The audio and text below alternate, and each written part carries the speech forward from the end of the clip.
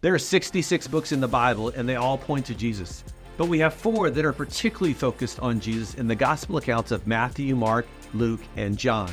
My name is Roger Davis, and I'm really excited about sharing with you about the new devotional, The Way, the Truth, and the Life. It's a 4-week devotional in the Gospel of John, likely my favorite book in the Bible. Now, the first 3 are called the Synoptic Gospels, and that means they're more similar in nature. But the 4th, John, is unique to itself. It's not a different story, but it's a different angle.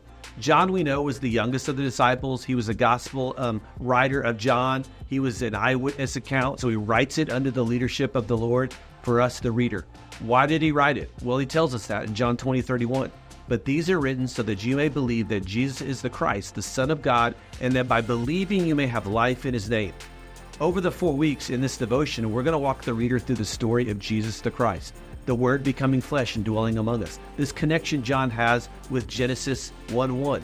We're going to see these 2 huge themes of light and life that John talks about. We're going to see Jesus and the intimacy that he has with us. He knows our name. He knows our past. He knows our future. John takes us also through these 7 miracles. There are 37 miracles recorded in the Gospels, but John specifically focuses on 7 miraculous signs to point to Jesus and his divinity. The first one, turning the water into wine in chapter 2, healing the royal official, healing the paralytic in the pool of Bethesda, feeding the 5,000, walking on water, healing the man born blind from birth.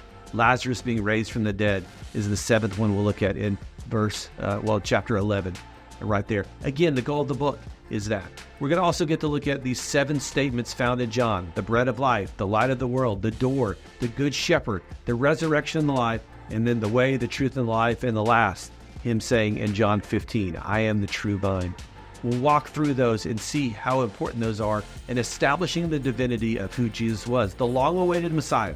We're also going to get to look at the farewell discourse that is found in John 14 through 17. This is when Jesus is with the disciples in the upper room, and he's giving some important instructions, and he's going to walk us through those as well as we look at this in our closing chapters. And then in the end, we're going to look at Jesus' arrest, his crucifixion, the resurrection, and his ascension. And all of this is wrapped up to clearly again point to Jesus as the Messiah, the long-awaited one, the Christ. I always joke and say it wasn't Mary and Joseph Christ on 123 Main Street in Nazareth. The Christ, that's his title for Jesus.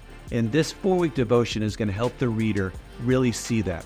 It's going to help us walk through and understand who Jesus was, who he is, and who he always will be. So I'm grateful you joined us and joined me particularly as we navigate through these 4 weeks together and we look at Jesus, the way, the truth, and the life. I hope it's a great time together.